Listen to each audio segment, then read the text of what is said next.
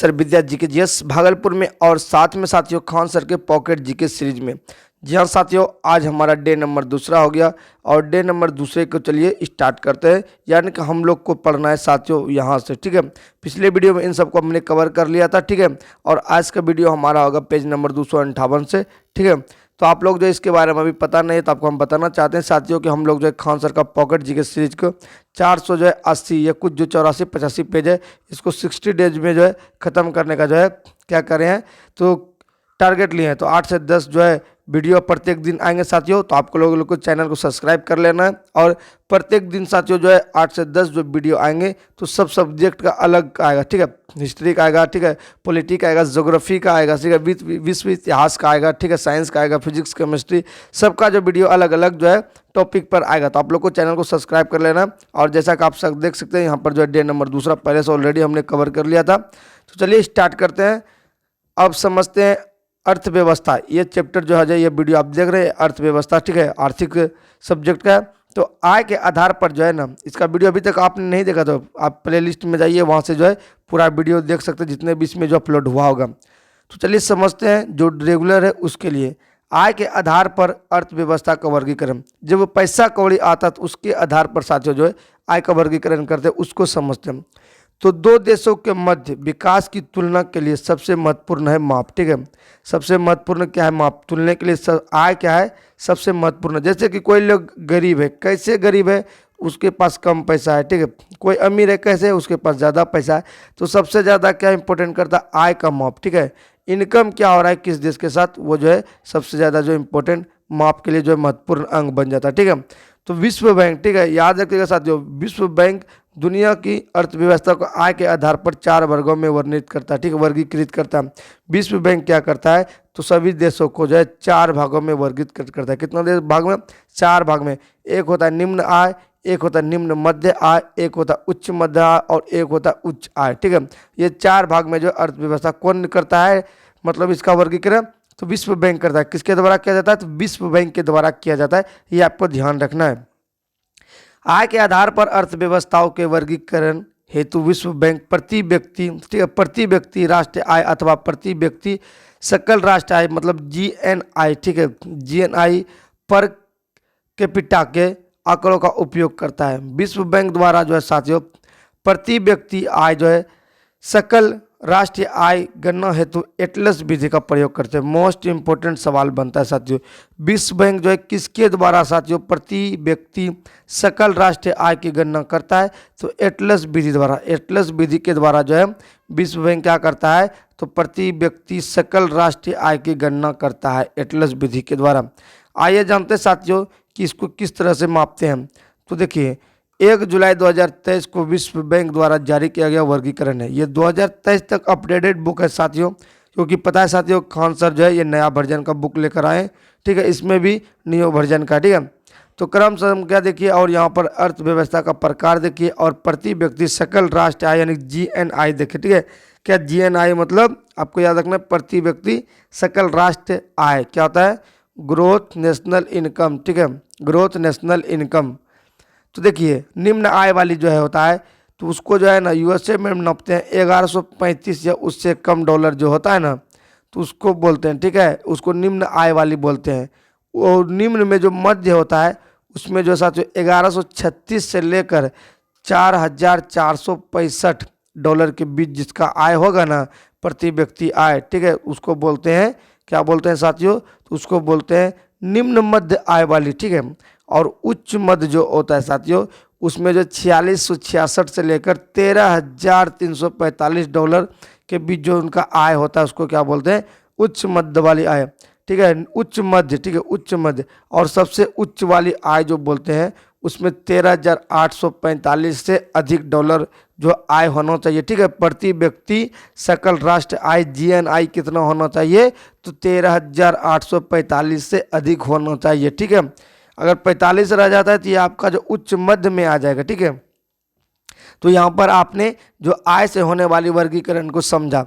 चलिए नोट में देखते हैं साथियों, कई जो है विगत कई वर्षों से भारत लगातार जो है निम्न मध्य आय वर्ग वाली श्रेणी में विद्यमान है। मतलब किसमें है, सबसे ज़्यादा नीचे भी नहीं है, सबसे ज़्यादा ऊपर भी नहीं है, ठीक है, निम्न मध्य में है। एक होता है ना निम्न, उससे थोड़ा सा ऊपर है, निम्न मध्य में है, ठीक है। एक होता है निम्न मध्य, उच्च, उच्च मध्य बीच वाला, और सबसे ज़्यादा उच्च होता है। तो निम्न भी नहीं है, ज़्यादा उच्च भी नहीं है, और मध्य उच्च भी नहीं है, निम्न मध्य है। यानी कि जो है एक स्टेप जो है आगे है, ठीक है। किससे एक स्टेप आगे? निम्न से एक स्टेप आगे में आपका भारत है, हमारा प्यारा भारत है, ठीक है। प्रत्येक वर्ष ये बहुत इंपॉर्टेंट सवाल आता है साथियों। 1 जुलाई को विश्व बैंक द्वारा जो समूह में अर्थव्यवस्थाओं का वर्गीकरण प्रस्तुत करता है, कब करता है? 1 जुलाई को। कब करता है? 1 जुलाई को प्रत्येक साल जो है निकालता है ये अपना, ठीक है। 1 जुलाई को, कब? 1 जुलाई को। विश्व की शीर्ष 10 अर्थव्यवस्था है, ठीक है। विश्व का जो 10 गो अर्थव्यवस्था है, जैसे अमेरिका का हो गया, चीन का हो गया, जर्मनी का हो गया, जापान का हो गया, भारत हो गया, ग्रेट ब्रिटेन हो गया, फ्रांस हो गया, इटली हो गया, कनाडा हो गया, रूस संघ हो गया, ये सब क्या है? तो क्या हो गया? तो जो है 10 शीर्ष अर्थव्यवस्था वाला जो है देश हो गया। टेक ऑफ स्टेज, आप समझते हैं टेक ऑफ स्टेज क्या होता है? तो आइए टेक ऑफ स्टेज की ओर चलते हैं। अमेरिकी जो है अर्थशास्त्री प्रोफेसर रोस्टोव ने आर्थिक विकास की 5 अवस्थाएं बताई है, ठीक है। अवस्थाएं में टेक ऑफ स्टेज, ठीक है, टेक ऑफ स्टेज की आपूर्ति स्फूर्ति अथवा अवस्था उस मध्यांतर काल को कहते हैं जिसमें क्रांतिकारी परिवर्तन होते हैं। किसको बोलते हैं? टेक ऑफ स्टेज, जिसमें जो है क्रांतिकारी परिवर्तन हो। किसा? तो जिसमें क्रांतिकारी परिवर्तन हो, किसके मध्य साथियों? तो जो है आत्मस्फूर्ति अवस्था पर, ठीक है, मध्यांतर काल को टेक ऑफ स्फूर्ति कहते हैं, जिसमें जो है क्रांतिकारी परिवर्तन हो तथा विकास अपने आप होने लगता है। क्या होने लगता है? टेक ऑफ स्टेज में विकास अपने आप होने लगता है। कृषि व उद्योग विकास का प्रभाव स्पष्ट दिखाई देने लगे। इस अर्थव्यवस्था को विकास का चरण कहा जाता है। क्या बोलते हैं? विकास का चरण बोलते हैं। टेक ऑफ स्टेज को क्या समझा आपने? तो अचानक से क्रांतिकारी रूप से जो है क्या होने लगे? तो आपका जो है आय होने लगे, ठीक है, और जो है अपने आप आय सब दिखने लगे, ठीक है। कृषि और उद्योग का जो आय अपने आप दिखने लगे, ठीक है। एक आता है टपकन सिद्धांत। टपकन सिद्धांत, टपकने वाला नहीं, चावल टपकने के वाला नहीं साथियों। टपकन सिद्धांत जो है ना, किसी देश में राष्ट्र आय की उच्च विकास दर लाभ समाज के सबसे निचले पायदान से बैठे लोगों तक, ठीक है, पहुंचने का सिद्धांत टपकन सिद्धांत कहलाता है। यानी यहाँ पर कहने का सेंस क्या हुआ साथियों? तो उस कहने का सेंस यही हुआ कि राष्ट्र आय जो उच्च विकास दर का लाभ समाज के जो निचले पायदान पर बैठे लोगों तक, ठीक है, पहुँचे। जो नीचे दबे कुचले लोग हैं उस तक ये लाभ पहुँचे, ठीक है, टपकन सिद्धांत कहलाता है। यानी बहुत ज़्यादा किसी के पास पैसा, उसी देश में एकदम गरीब से गरीब खाने के लिए नहीं मिल रहा है, ये तो ये जो लाभ हो रहा है इसको यह देश के निम्न लोगों तक जो है पहुँच सके, ठीक है। इससे प्रति व्यक्ति आय में वृद्धि के साथ साथ समाज में एवं धन के वितरण की असमानताओं में कमी होगी। वही बात हुआ कि जो इसके पास ज़्यादा पैसा तो इसको दे देगा, थोड़ा सा तो कम नहीं देगा, लेकिन धीरे धीरे समानताओं में आने लगेगा, ठीक है। अर्थशास्त्र के अनुसार सीमित संसाधनों की तुलना में अर्थव्यवस्था में लोगों की इच्छाएं असीमित होती है। देखिए क्या है, अर्थशास्त्र क्या बताता है कि सीमित संसाधन है, लेकिन तुलना में अर्थव्यवस्था में लोगों की इच्छाएं असीमित है। संसाधन तो सीमित है लेकिन जो है इच्छाएं असीमित है। ये मनुष्य, प्रत्येक मनुष्य क्या चाहता है? हमरे में पंख ऐसा लगा लें, उड़ते उड़ते तुरंत चल जाए यहाँ से अमेरिका, अमेरिका से यहाँ, ऑटोमेटिक सिस्टम हर चीज़, ठीक है। रोबोट से खाना बनवाने के लिए एकदम बहुत सा, मतलब ऐसी सब जो है उदाहरण मिल सकता है, ठीक है। सीमित संसाधन है लेकिन असीमित रूप से हम लोग के पास क्या है? असीमित रूप से जो इच्छाएं हैं, इसीलिए हमें चुनाव करना पड़ता है कि इसी कारण अर्थव्यवस्था के समक्ष जो एक मूल समस्या उत्पन्न होती है, क्या, कैसे और किसके लिए उत्पादन करें। क्या साथियों? क्या करें, कैसे करें और किसके लिए उत्पादन करें। इसलिए संसाधनों का कुशलतापूर्ण जो आवंटन अर्थव्यवस्था का बेहतर प्रबंधन है। इसीलिए जो है संसाधन का जो है पूर्ण रूप से आवंटन करना ही अर्थव्यवस्था का बेहतर प्रबंधन है। क्या प्रबंधन है? अब आइए भारतीय अर्थव्यवस्था का स्वरूप समझते हैं, ठीक है। ये तो पूरे अंडर में अर्थव्यवस्था का स्वरूप समझे। अब आइए भारत के अंदर जो अर्थव्यवस्था को स्वरूप को समझते हैं, ठीक है। भारतीय जो अर्थव्यवस्था जो विकास के मिश्रित अर्थव्यवस्था, ठीक है, मॉडल को अपनाने वाले एक विकासशील अर्थव्यवस्था है। तो आपको पता है भारत कैसा है? विकासशील और मिश्रित अर्थव्यवस्था यहाँ है। इससे ही मूल विशेषता निम्न है। इसका जो मूल विशेषता होता है ये इनमें से जितना भी लिखा है सब है। तो आइए पहला विशेषता है कृषि प्रधान व्यवस्था। ठीक है, भारत की कुल एककालशील जनसंख्या जो है 46.1% भाग कृषि में कार्यरत है। जितना भी 100 अगर आदमी है ना, 100 आदमी में ना 46.1%, ठीक है, 46.1 क्या कर रहा है, कृषि में कार्यरत है। दूसरा आता है साथियों पूंजी निर्माण की निम्न दर। यहाँ पर क्या है, तो भारतीय अर्थव्यवस्था में पूंजी निर्माण का स्तर क्या है, बहुत ही कम है। ठीक है, पूंजी निर्माण का स्तर निम्न है। ठीक है, बेरोजगारी एवं गरीबी, यहाँ पर भारत में श्रमिक आधिक्य वाली अर्थव्यवस्था है। ठीक है, श्रमिक का जो है बहुत ज़्यादा यहाँ पर श्रमिक है और यहाँ पर जो है गरीबी का कारण है, अर्थात श्रम की उपलब्ध के अनुपात रोजगार को उपलब्ध नहीं है। जितना ज़्यादा आदमी है उतना रोजगार नहीं है, सबके सब बेरोजगार हैं। इस कारण से बेरोजगारी एवं गरीबी उत्पन्न होता है। ठीक है, कोई रोजगार ही नहीं तो क्या बनाएगा, बोलिए, मिट्टी तो नहीं खाएगा, कुछ बनेगा उससे पैसा आएगा तब ना कुछ खाएगा, ये अनाज होगा। ठीक है, तो उससे खरीद कर खा सकता है। तो क्या है, यहाँ पर ज़्यादा जो श्रमिक है लेकिन जो रोज़गार नहीं है। ठीक है, ठीक है, बहुत ज़्यादा खेत भी रहता तो जो खेत में उत्पन्न कर लेता, लेकिन वो भी असीमित है, धरती को बढ़ाया नहीं जा सकता है। ठीक है, क्या हुआ, उसके लिए कुछ डेवलप करना होगा। तो निम्न प्रति व्यक्ति आय, या फिर जो है धरती में ऐसा कोई जो है फॉर्मूला निकाले जो कि जो है 2 दिन में जो है अनाज पैदा होने लगे। ठीक है साथियों, ये जो है टेक्निक की बात कर रहे हैं, अगर ऐसा होने लगेगा तो हो भी सकता है, संभव है साथियों। ठीक है, तो निम्न प्रति व्यक्ति आय, यहाँ क्या है, आदमी का जो आय निम्न है, तो वैश्विक औसत में भारत का प्रति व्यक्ति आय बहुत ही निम्न है। कितना है, बहुत ही निम्न है। 23-24 इधर हाल का डाटा दिया है साथियों, भारत में प्रति व्यक्ति आय मात्र जो है कितना दिया है, 1,84,205 प्रचलित कीमतों पर, प्रचलित कीमत पर 1,84,205 रुपया दिया है प्रति व्यक्ति आय। ठीक है, कीमत पर 1,84,000 में क्या होगा साथियों, एक बार हॉस्पिटल में भर्ती होते हैं तो 50-60 हज़ार एक के आदमी में लग जाता है हड़बड़ा के। बोलिए, सिंपल किडनी स्टोन को जो निकालने का चार्ज अभी सोच रहे हैं 50 से 60 हज़ार लगता है। सिंपल में ज़्यादा पानी पीने की आवश्यकता है साथियों। ठीक है, चलिए, अत्यधिक, ये हमारी बातें हम बता दिए साथियों। मूल रूप से अत्यधिक जनसंख्या एवं वृद्धि दर। ठीक है, यहाँ पर क्या, अत्यधिक जनसंख्या और वृद्धि दर भी बहुत एकदम धड़ल्ले से जो है ना हो रहा है यहाँ पर संतान पे।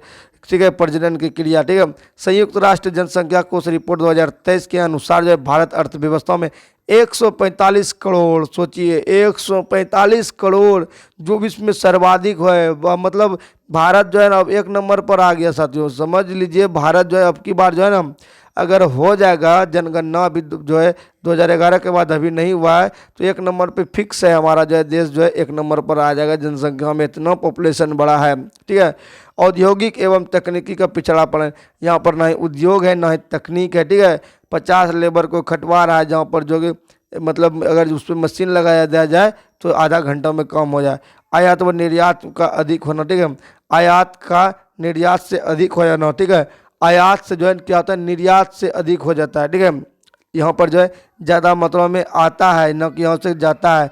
भारत जैसे देश में दूसरे जगह से सामान जो है लाता है, बल्कि यहाँ से भेजता नहीं है, भेजेगा तब ना पैसा होगा। तो इस तरह से जो भारत का जो है अर्थव्यवस्था का स्वरूप आपने देखा कि क्या दशा है, क्या दशा है, क्या दशा है साथियों। कोई भी देश का जो है बना दीजिए ना प्रधानमंत्री, कैसे सुधारेगा, फिर समझिए कैसे सुधारेगा, इतना इतना चीज़ को कैसे, कठिनाई को दूर करेगा। कोई जादू तो नहीं कर देगा, इससे क्षण से हो जाएगा। तो चलिए अब समझते हैं अर्थव्यवस्था का क्षेत्र। ठीक है, तो आर्थिक गतिविधि, कोई भी क्रिया जिसमें उत्पाद या सेवाओं का उत्पादन, वितरण, विनिमय, उपयोग करना शामिल है, एक आर्थिक गतिविधि है। ठीक है, कैसा आर्थिक गतिविधि, मतलब जो भी क्रिया जिससे उत्पाद या सेवाओं का उत्पादन, वितरण, विनिमय का उपयोग करना शामिल हो जाता है, आर्थिक गतिविधि मतलब जितना भी हो गया इसमें जो है, अर्थात माल व सेवाओं के उत्पादन करना जिससे धन या मुद्रा का आदान प्रदान हो सके।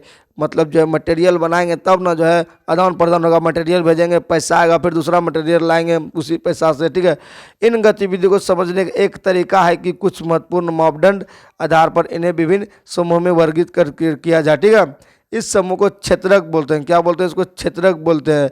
और उद्देश्य और किसी मापदंड के आधार पर क्षेत्रक को जो है अनेक तरीकों से वर्गीकृत किया जा सकता है। कितना तरीका से? बहुत सारे तरीके हैं इसको वर्गीकृत करने के लिए। कितने सारे? बहुत सारे तरीके हैं इसको वर्गीकृत करने के लिए। सबसे पहले प्राथमिक क्षेत्र को देखते हैं। अब आइए प्राइमरी सेक्टर, इससे सवाल बनेगा आपको। क्या बनेगा? सवाल बनेगा।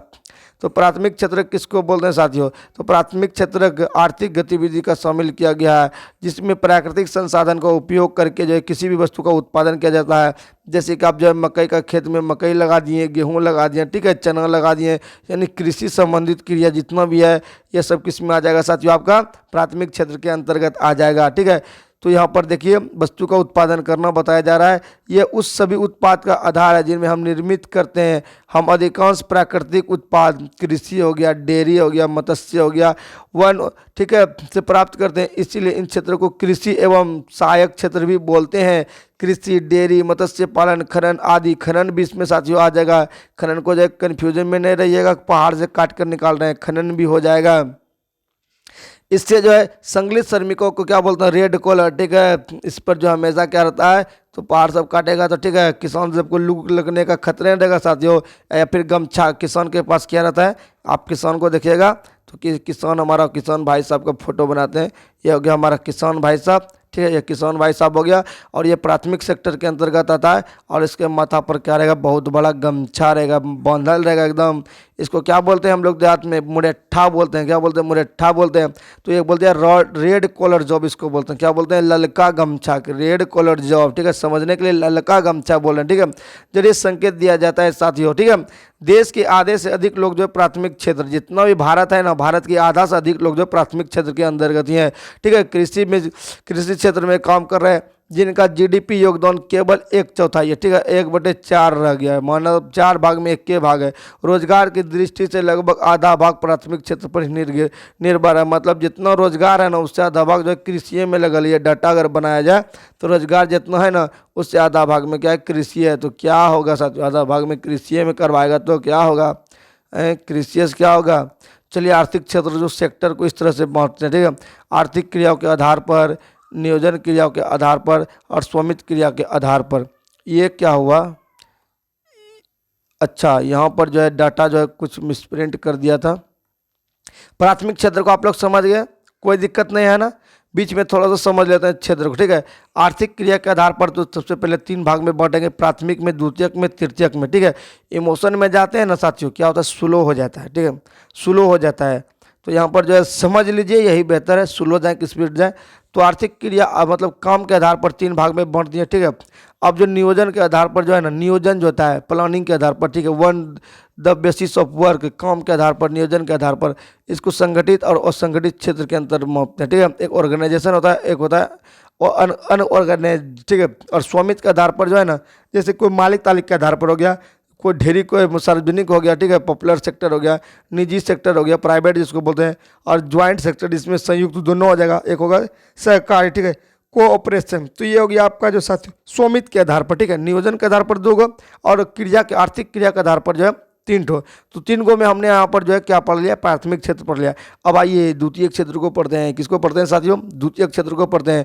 द्वितीय क्षेत्र में आप इतना समझ लीजिए कि प्राथमिक क्षेत्र में जो उत्पन्न किया ना साथियों, उसको द्वितीय क्षेत्र में और बढ़िया बनाएगा। क्या करेगा? और बढ़िया बनाएगा।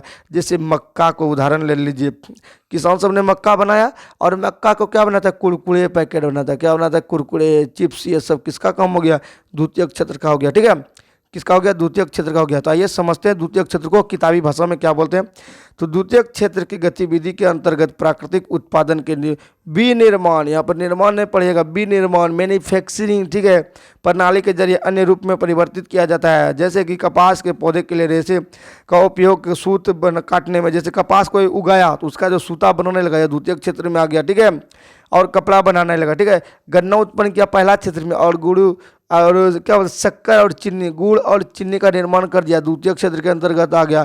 इससे जो औद्योगिक क्षेत्र बोलते हैं, क्या बोलते हैं? औद्योगिक क्षेत्र बोलते हैं। ठीक है, उद्योग धंधा वाला क्षेत्र बोलते हैं। ठीक है, क्योंकि यह विभिन्न प्रकार के उद्योग से जुड़ा है। कैसे विभिन्न प्रकार के उद्योग से जुड़ा है? ठीक है, मैन्युफैक्चरिंग हो रहा है, कुरकुरे हो रहा है, कहीं सूत काट रहा है, तो कहीं कुछ कर रहा है। ठीक है, ये विभिन्न प्रकार के उद्योग से जुड़ा है। उदाहरण के लिए चीनी हो गया, कपड़ा हो गया, इस्पात हो गया, कहीं पर देखिए लोहा से जो है गला गला कर क्या बना रहा है, ट्रक ट्रक बना रहा है बहुत बड़ा बड़ा। तो फिर उद्योग हो गया आदि, इसमें जो कुशल श्रमिक वाइट, ठीक है, इसमें एकदम बढ़िया श्रमिक चाहिए, कुशल श्रमिक चाहिए, ना कि जो मनसो मैन्युफैक्चरिंग करेगा तो उसको बढ़िया रहेगा तब ना जी, मतलब जो एकदम बढ़िया सूट बूट पहने वाला आदमी इसको कहा जाए, ठीक है। तो यहाँ पर देखिए व्हाइट कॉलर, ठीक है, टाई बेल्ट लगे रहेगा, तो व्हाइट कॉलर प्रक्रिया में संलग्न, ठीक है, व्हाइट तथा उत्पादन प्रक्रिया में संलग्न रहे श्रमिक को ब्लू कॉलर कहते हैं, ठीक है।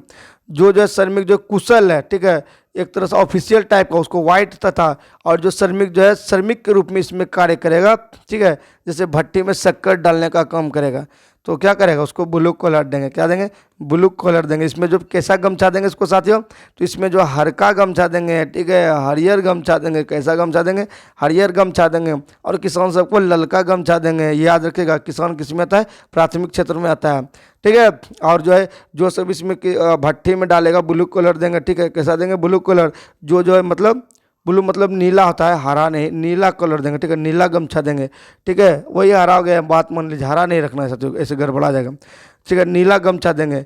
और नीला गमछा देंगे तो वो लोग क्या करेगा, गमछा ठोकेगा माथा पे और इसमें जो डालना शुरू कर देगा, ठीक है, मटेरियल सबको डालने का काम, मतलब उसमें श्रमिक का काम करेगा, ठीक है। अब आइए तृतीय क्षेत्र को समझते हैं साथियों। तीसरा सेक्टर क्या कहता है, तो वो दोनों जो बनाया साथियों, एक किसान उत्पन्न किया, दूसरा मैन्युफैक्चरिंग किया, ये जो एक्सपोर्ट का काम करेगा, ठीक है। ये बीच में सिर्फ जो है सामान तमान बनाए तनाएगा ना, उसी पे प्रॉफिट करेगा, ठीक है, कुछ भी नहीं करेगा, इसको एकदम आराम वाला काम मिलेगा, समझते हैं।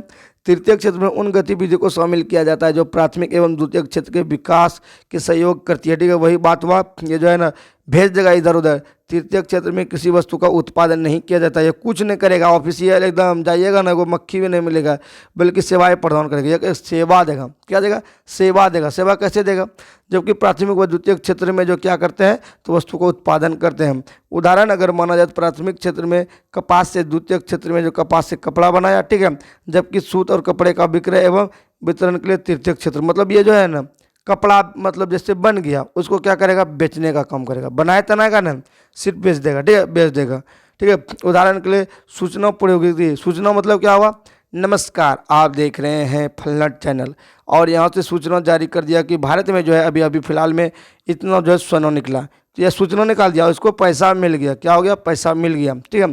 यातायात हो गया, ठीक है, यातायात तो कुछ बनाएगा नहीं, सीधे माल लोड करो, ठीक है, टेम्पू पे लोड करो, पिकअप पे लोड करो, 10 चक्का पे लोड करो, पहुंचा देगा, क्या कर देगा, पहुंचा देगा, उसको कुछ नहीं बनाना है, ठीक है। ये सिर्फ क्या करेगा, सेवा दे रहा है।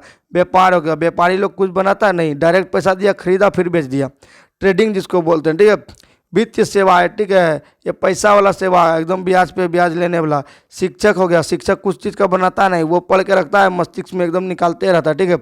और डॉक्टर हो गया, ठीक है, डॉक्टर कुछ बनाता नहीं ना, कोई दवाई नहीं बनाता, ठीक है, वो खरीदता है दवाई और डायरेक्ट सुई दे देता है। धोबी, धोबी क्या करता है, कपड़ा बनाता नहीं, वो साफ सिफ करता है, ठीक है। मोची, वकील, वकील सब भी कुछ नहीं करता, होटल में भी कुछ नहीं बनाता है, ठीक है। ये खाना, ठीक है, यहाँ पर यह मत समझिए कि खाना वो बना रहा है, वह खाना को कुछ नहीं कर रहा है होटल में, डायरेक्ट जो है खरीद के दूसरे के पास बेच रहा है। रेस्टोरेंट, चाय वगैरह सब कुछ नहीं बनाता है, ठीक है। बनाने का मतलब साथियों ये नहीं कि उसमें मिला जुला दिया जाए, बनाने का मतलब उत्पादन नहीं कर रहा है ना, इस पर जो कोई कार्य कर रहा है। कॉल सेंटर, फोन के, हेलो नमस्कार आपका जो बैंक खाते में इतना पैसा है। इंटरनेट, अभी जो आप देख रहे हैं इंटरनेट के जरिए, ये सब क्या कर रहे हैं, तृतीयक सेवा में कार्य कर रहे हैं आप, कुछ नहीं कर रहा है, ठीक है, सब सिस्टम लगल है और सिर्फ कर। कैफे हो गया, जो फोटो खिंचवाने जो जाते हैं, ठीक है, तो वो उत्पादन करता है नहीं, वो क्या करता है, सेवा देता है आपको। बैंकिंग हो गया, बैंक में पैसा जमा करते हैं, निकालते हैं, क्या करते हैं, वो सब सेवा हो गया। तो ये सब क्या हो गया आपका, तो ये आप सब तृतीय क्षेत्र के अंतर्गत आ गया, और इसको क्या बोलते हैं, सेवा क्षेत्र बोलते हैं, सेवा क्षेत्र बोलते हैं। क्या इसमें नौकरी भी आपका हो जाएगा, ठीक है, नौकरी हो जाएगा, सरकारी नौकरी जितना भी है, किसमें है, सेवा क्षेत्र में, किसमें साथियों, सेवा क्षेत्र में। अब आइए इसमें क्या है, तो जो है यहाँ देखिए, जीवीए सकल मूल्य वर्धन चालू कीमत पर हिस्सा और क्षेत्र प्रतिशत। प्राथमिक क्षेत्र के अंदर 24 की बात करें 16% दिया है, और द्वितीय क्षेत्र कितना परसेंट दिया है, तो मात्र जो है 29.7% दिया है। द्वितीय क्षेत्र ज़्यादा दिया है, मैन्युफैक्चरिंग वाला बहुत पैसा कमा रहा है, द्वितीय क्षेत्र वाला कितना कमा रहा है, बहुत कमा रहा है। देखिए किसान सब भुखमरी मर रहा है, और यहाँ पर जो गन्ना का चीनी बना के बहुत कमा रहा है, बस याद रखना, ठीक है। और इसमें 30.8% की वृद्धि होती है, और इसमें 6.2% की वृद्धि हुई है। और तृतीयक क्षेत्र में जो है सबसे ज़्यादा देखते हैं टैक्स जो है इसी से दे रहा है सरकार को एकदम धड़ल्ले से ना 55.3%, जो कि आपको हो जाता है 7.2 जो है वृद्धि हुआ है। कितना हुआ? 7.2 वृद्धि हुआ है। ठीक है, अब आइए आगे की ओर चलते हैं। रोजगार से मिली हिस्सेदारी। तो देखिए 1977 में और 78 में जो है प्राथमिक क्षेत्र सबसे जो है आगे आगे नहीं था, मतलब सेकंड स्थान पर था। तृतीय क्षेत्र क्या था? फर्स्ट स्थान पर था। द्वितीय क्षेत्र क्या था? आपका सबसे लास्ट में था। और 24 में क्या हो गया? वृद्धि कितना कर दिया? तो ये जो है 46 पॉइंट इतना हो गया हिस्सेदारी दिया। ये द्वितीय क्षेत्र 24 और तृतीय क्षेत्र जो आपका 30% उस समय यह दिया था। अब अर्थव्यवस्था का अन्य क्षेत्र को देखते हैं। ठीक है, और भी क्षेत्र बन गया है। ठीक है, और भी क्या हो गया? क्षेत्र बन गया है। चतुर्थ क्षेत्र बन गया है, पंचम क्षेत्र बन गया है। क्षेत्रों में ऐतिहासिक परिवर्तन देखेंगे उसके बाद। तो चतुर्थ क्षेत्र क्या बोलते हैं? तो इसको बोलते हैं ऑर्डिनेटरी सेक्टर। ऑर्डिनेटरी सेक्टर चतुर्थ क्षेत्र याद रखिएगा। ठीक है, अर्थव्यवस्था के इस क्षेत्र में बौद्धिक, ठीक है, गतिविधि की शामिल किया जाता है, जैसे संस्कृति, पुस्तकालय, अनुसंधान, शिक्षा, सूचना प्रौद्योगिकी। ये सब चतुर्थ क्षेत्र के उसी को जो है ना क्या कहा जाए, एक विश्लेषण करके बना दिया गया है। जैसे कि आप देख रहे हैं, मतलब संस्कृति हो गया, भारत का संस्कृति ऐसे है वैसे, इस सब को संरक्षण बनाए रखता है। पुस्तकालय हो गया, पुस्तकालय में जो है प्रदान कर रहा है, वहाँ पर जो जाता है उसमें पैसा देता है, टैक्स कर रहा है। ठीक है, और अनुसंधान, अनुसंधान मतलब हो गया इसरो ने ये बनाया, उसरो ने वो बनाया, उससे जो मिल रहा है। फिर शिक्षा हो गया आपका, शिक्षा हो गया पढ़ाई लिखाई वाला संबंधित। सूचना प्रौद्योगिकी, प्रसारण उसारण जो होता है, ये सब किसके अंतर्गत हो रहा है? चतुर्थ क्षेत्र के अंतर्गत। ठीक है, फोर्थ सेक्टर के अंतर्गत। और पंचम सेक्टर में देखते हैं क्या है। तो पंचम सेक्टर जो बोलते हैं इसको अर्थव्यवस्था के इस क्षेत्र में उच्च स्तरीय निर्णय लेने वाले संस्थान शामिल किया जाता है, जैसे सरकार हो गया, विश्वविद्यालय हो गया, मीडिया हो गया। ठीक है, विज्ञान हो गया, गैर लाभकारी संस्थान हो गया। ये सब पंचम क्षेत्र के अंतर्गत आता है। किसके अंतर्गत? मतलब हाई क्वालिटी वाला। ठीक है, कितना हाई क्वालिटी वाला। तो चलिए दोस्तों अब समझते हैं क्षेत्रों में ऐतिहासिक परिवर्तन। क्या साथियों? क्षेत्रों में जो ऐतिहासिक परिवर्तन हो। ठीक है, अर्थव्यवस्था में विकास की प्रारंभिक अवस्था में प्रारंभिक क्षेत्र ही आर्थिक सक्रियता का सबसे महत्वपूर्ण क्षेत्र रहा। ठीक है, अर्थव्यवस्था में विकास जो हुआ प्रारंभिक समय में, तो ये जो प्राथमिक क्षेत्र ही महत्वपूर्ण रहा। ठीक है, जैसे कृषि प्रणाली परिवर्तन होती गई और कृषि क्षेत्र में समृद्धता होता गया, वैसे वैसे पहले तुलना की अपेक्षा उत्पादन भी होने लगा। इससे कृषि क्षेत्र में लगे लोग दूसरे उद्योग और व्यापार करने के साथ साथ परिवहन, प्रशासन, सैनिक कार्य जुड़ गए। फिर इस अर्थव्यवस्था में अधिकांश वस्तुएं प्राथमिक क्षेत्र में उत्पादित होने लगी और अधिकांश लोग इसी क्षेत्र में रोजगार करते थे। तो पहले जो है ना सबसे ज़्यादा प्राथमिक क्षेत्र के अंतर्गत ही सब कुछ हुआ करता था। फिर आया विनिर्माण की प्रणाली के प्रचलन से कारखानों में अस्तित्व आए और उनका प्रसार होने लगा। ठीक है, उनका इतना प्रसार हुआ, इसमें लोग जो है कृषि से निकलकर, ठीक है, कार्यों से निकलकर कारखानों में जो है कार्य करने लगे। अब कुल उत्पादन की दृष्टि से तथा रोजगार की दृष्टि से द्वितीय क्षेत्र महत्वपूर्ण हो गया। मतलब जब इसमें जो करने लगे ना, तो ये उत्पादन जो है द्वितीय क्षेत्र का जो है महत्वपूर्ण हो गया। फिर साथियों आता है विगत 100 वर्षों में, कितना 100 ईयर में साथियों क्या होता है, विकसित देशों में द्वितीय क्षेत्र को तृतीय क्षेत्र, और फिर बात करते हैं द्वितीय क्षेत्र से तृतीय क्षेत्र की ओर क्या होने लगा, तो परिवर्तन होने लगा। क्या होने लगा साथियों? परिवर्तन होने लगा। और फिर कुल उत्पाद की दृष्टि से तृतीय क्षेत्र अथवा सेवा क्षेत्र का महत्व बढ़ गया। इससे जिससे अधिकांश जो है श्रमजीवी लोग सेवा क्षेत्र में नियोजित हैं। इस प्रकार जो है स्पष्ट है कि अर्थव्यवस्था का विकास जो प्रारंभिक चरण प्राथमिक क्षेत्र के बाद द्वितीय क्षेत्र और द्वितीय क्षेत्र के बाद अंत में तृतीय क्षेत्र जीडीपी में सर्वाधिक योगदान देने वाला क्षेत्र बनता है। परंतु भारत की अर्थव्यवस्था इसका अपवाद है। क्या अपवाद है? ये प्राथमिक क्षेत्र से सीधा तृतीय क्षेत्र मतलब जीडीपी में सर्वाधिक योगदान बन गया। क्या हो गया यहाँ पर? ऐसा हुआ कि साथियों प्राथमिक क्षेत्र से द्वितीय क्षेत्र में होना चाहिए, तो नहीं, डायरेक्ट जो है तृतीय क्षेत्र में हो गया। यानी प्राथमिक क्षेत्र से जो हुआ तो डायरेक्ट तृतीय क्षेत्र जो है सर्वाधिक उत्पादन देने वाला बन गया। ठीक है, द्वितीय क्षेत्र जो है घट गया। प्राथमिक क्षेत्र से जो है सीधे तृतीय क्षेत्र में सर्वाधिक योगदान देने वाला देश बन गया। ये क्या ये इतिहास है इसका साथियों, क्या है? तो इतिहास अर्थव्यवस्था का जो क्या कहा जाए, तो अर्थव्यवस्था का जो है यहाँ पर जो ऐतिहासिक परिवर्तन हुआ था, इससे क्या ऐतिहासिक परिवर्तन हुआ था यहाँ पर, ठीक है, ऐतिहासिक परिवर्तन हुआ था। तो दोस्तों उम्मीद है यहाँ तक आप लोग को समझ में आया होगा, ठीक है।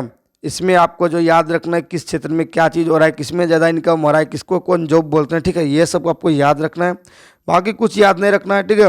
हो सके तो इसका नोट्स बना लीजिए, ठीक है, अलग से, ठीक है। हम कोशिश करेंगे इसको नोट्स बनाने का, लेकिन जो है फिर हम जो अपना टारगेट पूरा नहीं कर पाएंगे, ठीक है। तो उम्मीद करते हैं आप लोग को पसंद आया होगा, ठीक है। यहाँ तक जो देखे हैं उसको तो ज़रूर आएगा, ठीक है। मिलेंगे नेक्स्ट वीडियो में, तब तक के लिए आज इतना ही। सभी को जय हिंद, राधे राधे, जय सिया राम।